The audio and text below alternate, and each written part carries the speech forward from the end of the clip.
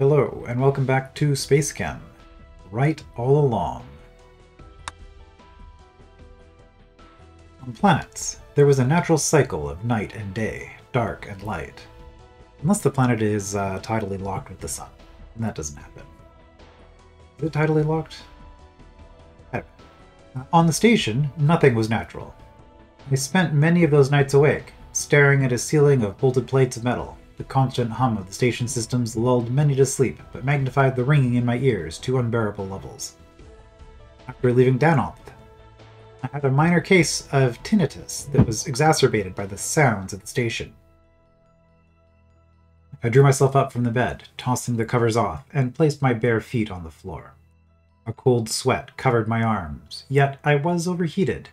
I couldn't stay in this room. I slipped on a pair of boots.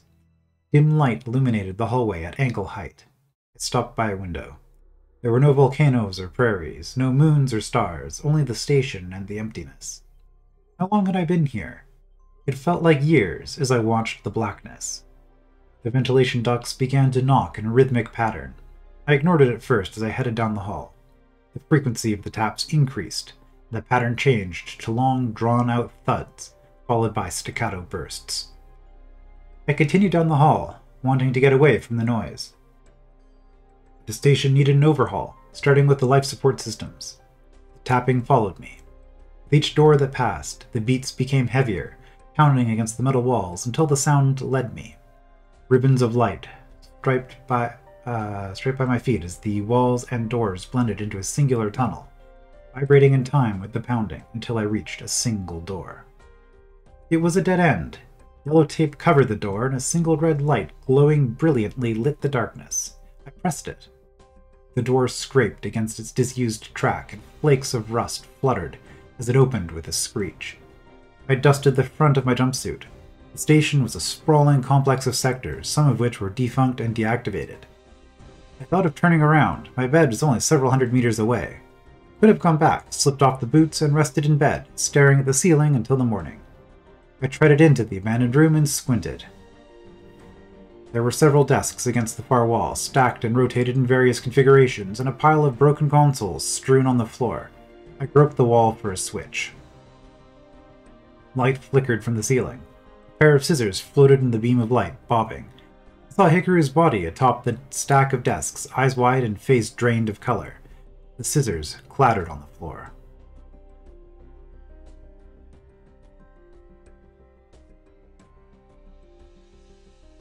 Okay, well, it's a lot of story, and then just right into a mission. Oh, okay, and right away this looks like it won't be that complicated. We've got two completely controlled inputs, and then, well, a really big output.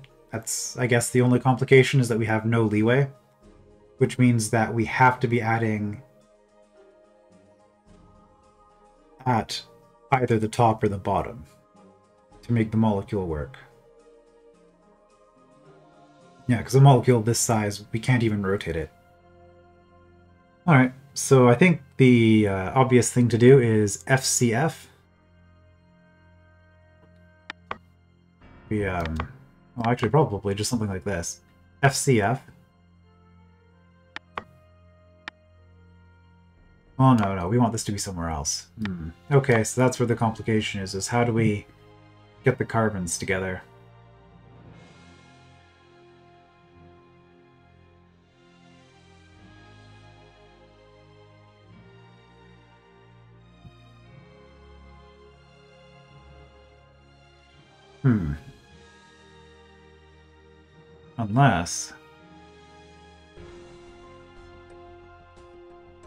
Unless we just make the entire string of carbons first. This, what is this today? Polytetrafluoroethylene. Okay. Well, okay, I think this is actually going to be a bad idea, but I thought of it, so I want to try it and see if I can make it work here. So we're going to do an entire string of carbons, completely ignoring fluorine. And then, I guess we'll do something like this to hook the fluorine. And then we'll slide the whole thing over too and hook it again. Instead of just going FCF, really? Hmm. Hmm.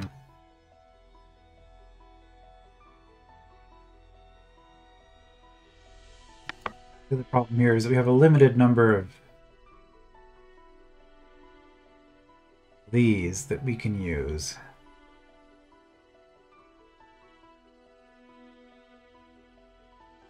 Yeah, no, okay, this isn't what I'm thinking isn't going to work at all, because once we have a row of 8 carbons, it's impossible to merge the fluorine in 8 different places.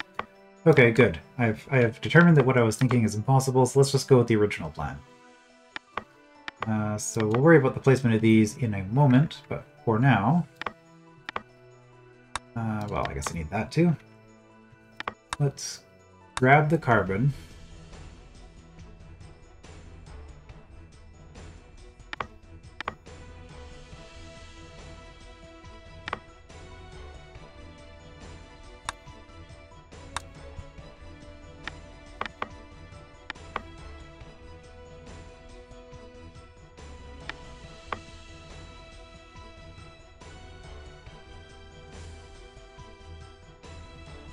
Okay, and I think we can do this with only 2 bonders.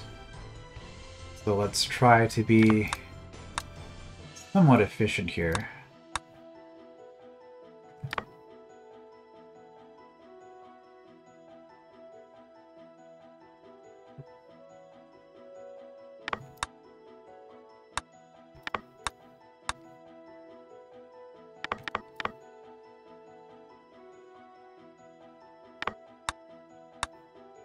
Does that do what I want it to do?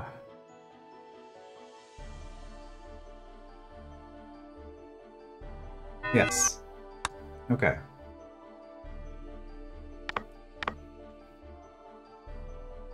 So like that. Now without even using blue, which I mean I could be using blue to be more efficient here, but I've made the thing in such a way that I now only need this.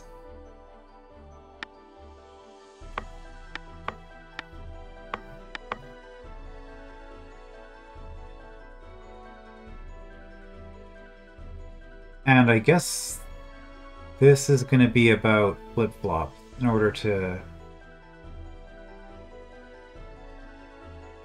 Well, it could be, but it could also just be a sensor, right?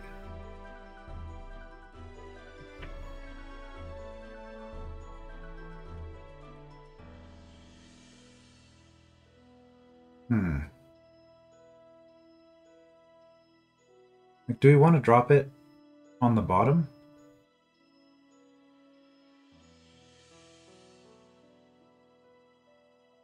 I think we do. And we are holding it in the middle, so this is going to line up with this. So we've dropped it here.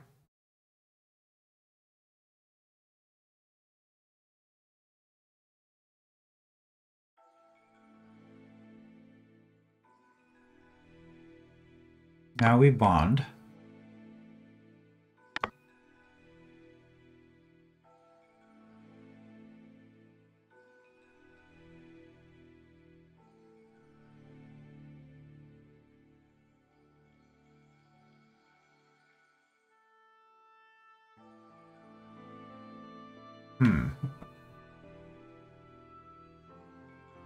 It would be much better if we were holding this instead. Well, we can do that. We drop and grab. We're now holding it by here, which gives us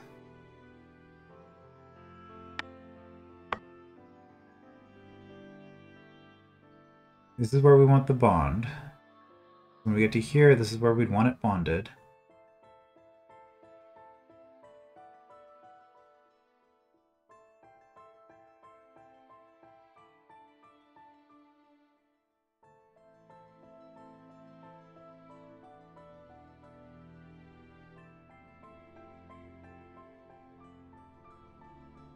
I'm having a little bit of trouble getting this started. Like, once I have the first 3 on here, then it's fine. So maybe I just use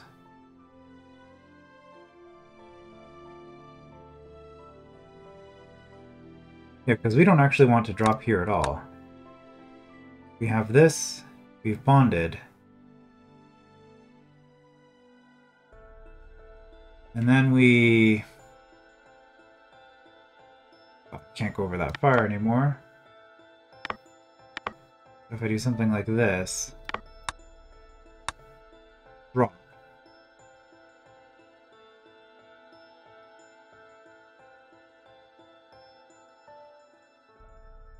Then I think... that should be fine. Yeah, that should just do it.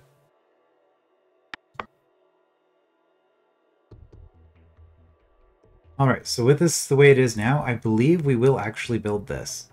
So now the problem is...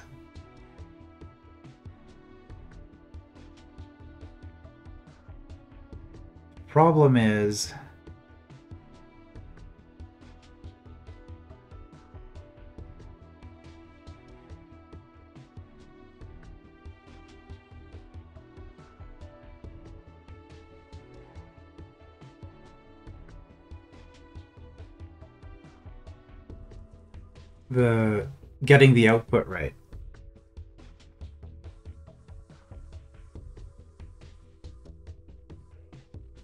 Because as it stands... Well, let's just run it once and make sure this is actually doing what I think it's doing.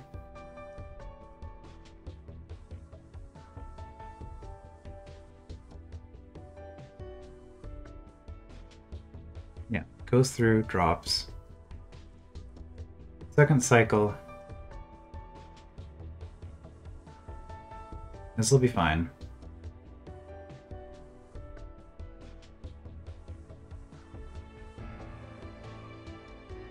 Yeah, and it does this, but it keeps doing this. Okay, crash. Yeah.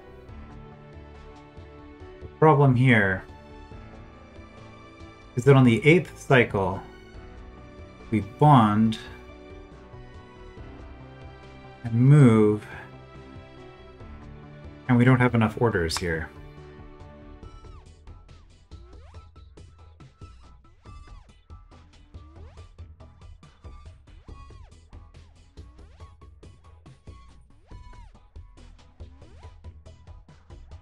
Alright.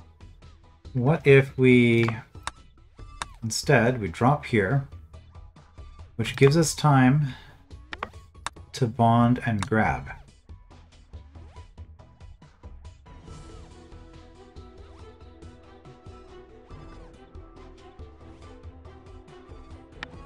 Now, I think this has the same problem. Because now we're going to grab and move up, and then I guess we'd want to drop here.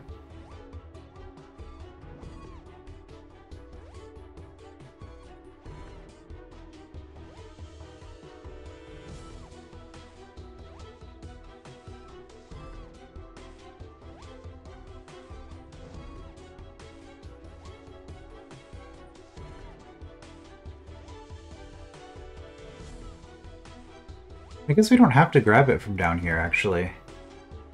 We can drop... Oh no, we do because of the first cycle. That's the problem.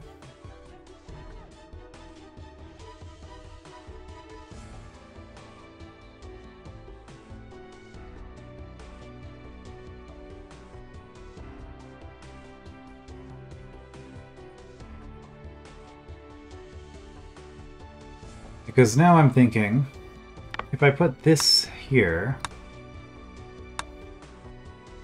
and do something like that,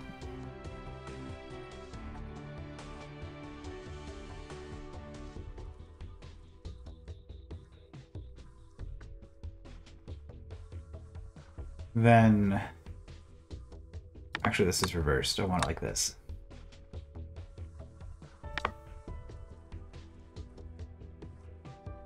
And the idea is that we would drop on the first... I guess actually I could just put this here, couldn't I? Yeah, we drop it on the first pass.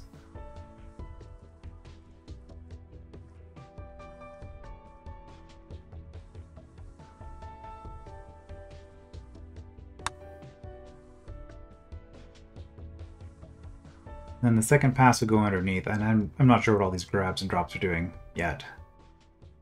Which is why I'm just going to run this. I could just use the blue Waldo. That would be the easier way of dealing with this. Yeah, it's not going to go here anymore, so we're going to drop here, bond, grab, drop. That's fine, so we've moved it up. This is an alternative way of dealing with what I just did. However, I was kind of planning on having the sensor up here to see when we want to output it. Because this is going to work. No, so I don't like this solution, using a sensor here. Because the sensor has to be up there. And...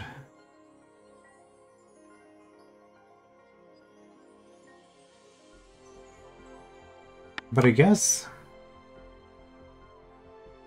we don't have to...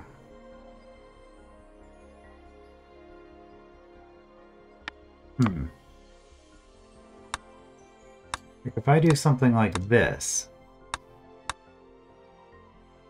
I can skip this grab on the final pass, effectively, right? So does this work? Grab, drop, bond.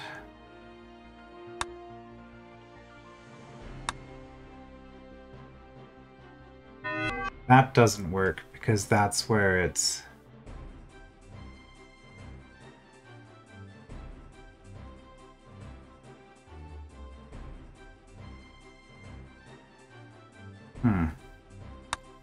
That doesn't work because that's where it is... Like, the problem is I don't have enough space here for all the instructions I'm trying to do.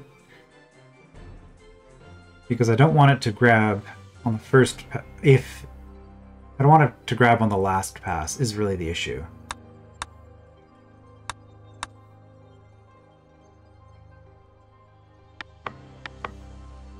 So I'm... like, I don't really know what I'm going to do with the blue Waldo anyway, so I think I'll just use the blue Waldo to solve this problem. Right, don't need that anymore. So this is the one that still works in this stage. Yeah. Okay, so this is working.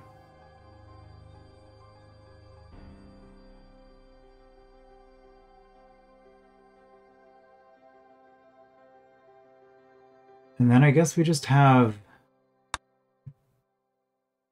the fastest way... well, the best way to do this, actually, is just to take these and put this on the blue layer.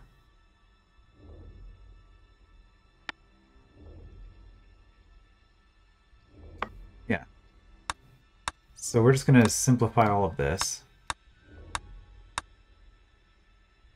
And blue is going to be responsible for all of this. So blue, on a cycle that's smaller than this, so it doesn't matter, is going to...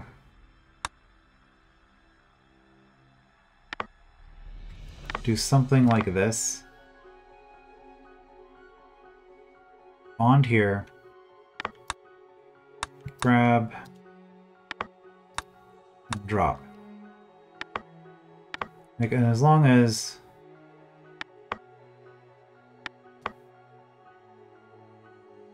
like, as long as we keep this going, that should just do it, right? Like, I could use a sync for this, but I don't really need to. And because we're dropping here and grabbing here, I mean, this could potentially be an issue. So I could just add a sync to prevent that, because it could potentially grab on, like, here. I wonder. Okay, well, it was never an issue. So I guess it's just these are both even. Out of curiosity, if I did this.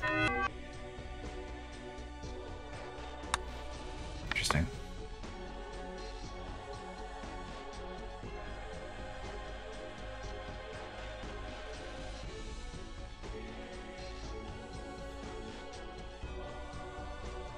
And I guess we want it to always go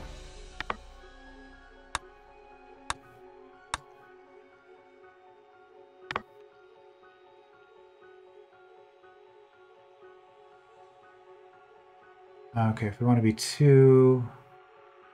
I think we just do this.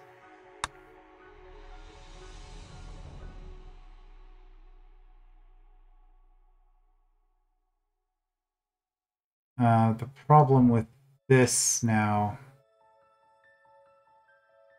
is that we've gone off. We're only getting...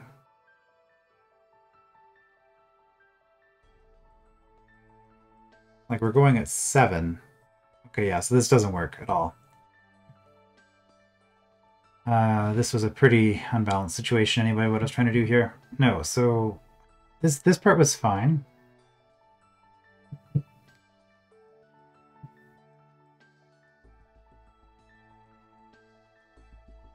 But I need... a little bit more space.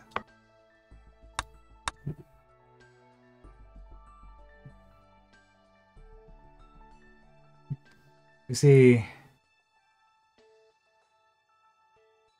Is that even right?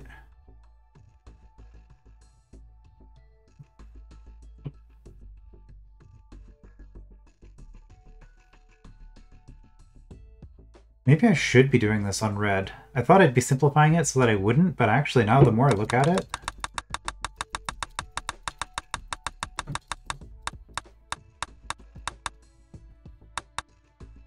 the more I like having that on red.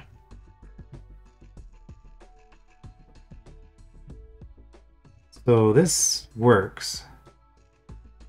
So the only thing is now... we're going to have a red sink here.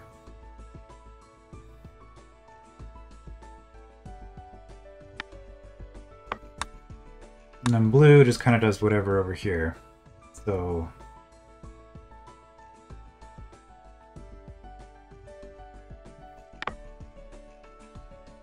So what happens after sink? We drop, we bond.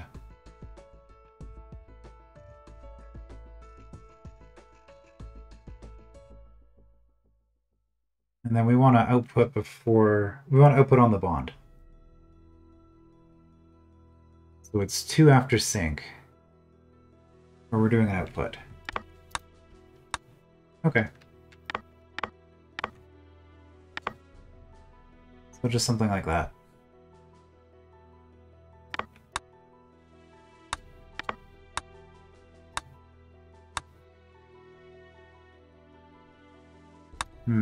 That goes down, this goes across. Okay. And this could be done with flip-flops to measure. This is a power of 2, so I could do this with a whole bunch of flip-flops, but I think this works as well using the sensor.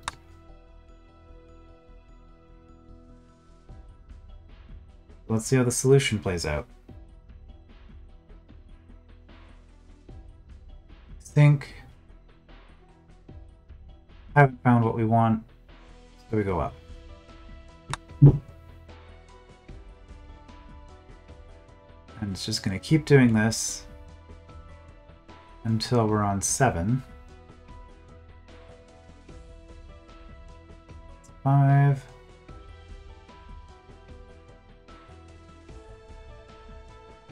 Alright, so here's where it could potentially get complicated. So it's going to skip there still, that's fine. And this time, should just output. There we go. And like that.